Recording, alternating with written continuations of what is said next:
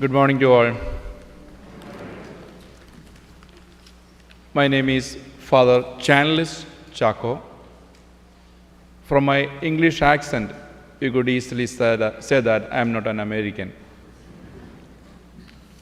So please be keen to my words, otherwise you will get nothing.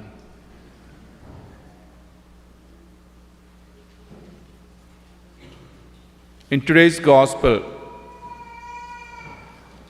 and the other readings speaks about or challenging us to preach Christ through our words and lives.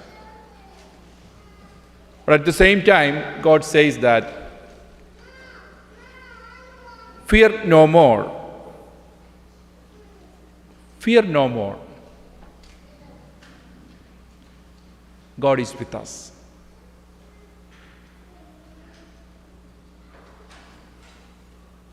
With this, I'm just going to say something about the mission that we do back in India.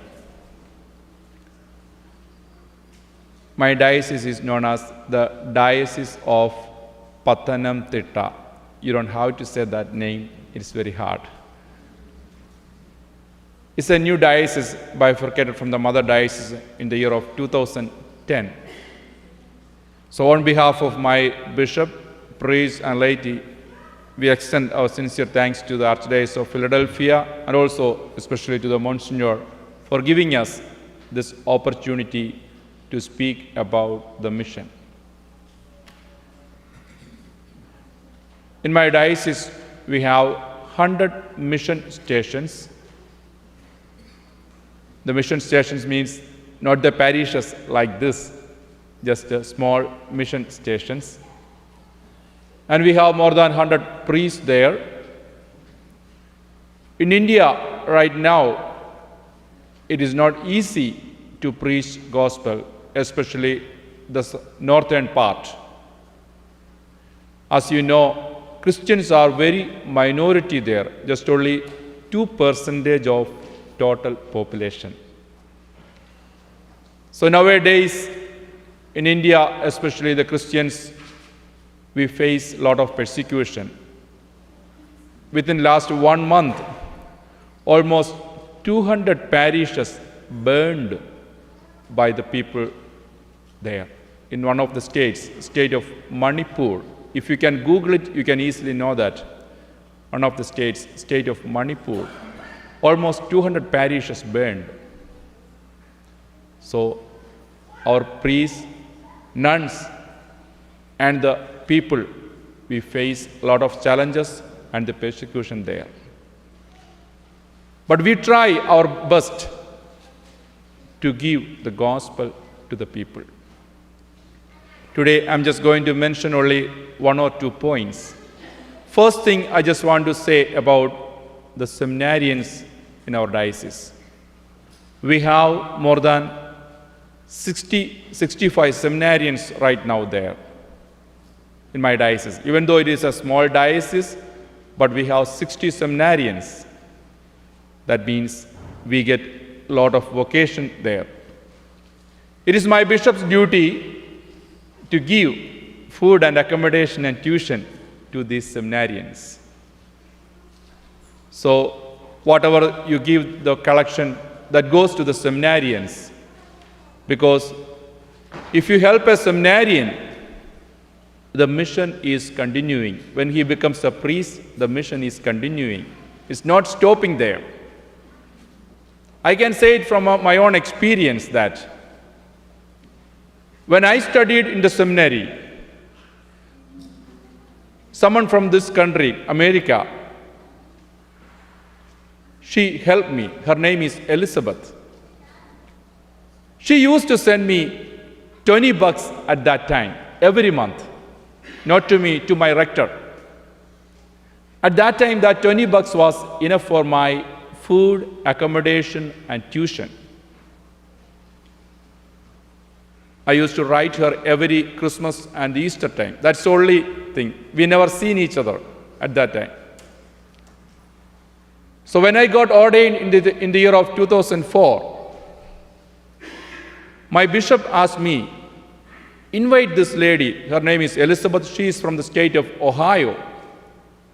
So my bishop asked me to invite this Elizabeth for the ordination. So I wrote a letter and the invitation letter to her. And I got the reply that, Chanlis, I don't think that I can make it because I'm almost 74 years old. And also, it is more than 24 hours in flight. So I thought that she is not going to come. But the day before ordination, I got the message that Elizabeth is coming for my ordination. I was so happy. So I was processing from the back side, from the back pew, back side with the bishop for the ordination. So I saw that someone sitting with my parents in the first pew. So when I came front, so she waved at me, "Hey Chanlis, I'm here." So I was so happy to see her at that time, the first time in my life. So after the ordination, my bishop invited Elizabeth, "Elizabeth, come forward and speak to our people." So she came forward to the podium and spoke to our people. In between the talk, by pointing me, she said that, "You know one thing, this is right now Father Chanlis. But one thing you have to know that I bought this priest for $20. You laughed, but at the same time, that is sure. Her $20 was my food, accommodation, and tuition. Because of her $20, I am here right now standing before you. But I do one thing. I pray for this Elizabeth every day. Whenever I say a Mass, I remember this Elizabeth. That is why I said that if you can help us seminarians, there will be someone praying for you. There will be someone praying for you. You may think that, how can you help a seminarian? You know, from India to America, almost 24 hours in flight. On the way, there is a halt, maybe in Dubai airport or some other airports. So when I came last time, it was in Dubai airport. I thought of taking a cup of coffee from Dubai airport. You know how much they charge? They charged $6 for a cup of coffee. I said, no more coffee from Dubai. But today morning, I was coming from the South Philadelphia. When I got in the car, I thought of taking another cup of coffee. I went to the Dunkin' Donut nearby. Do you know how much they charge? $2.99.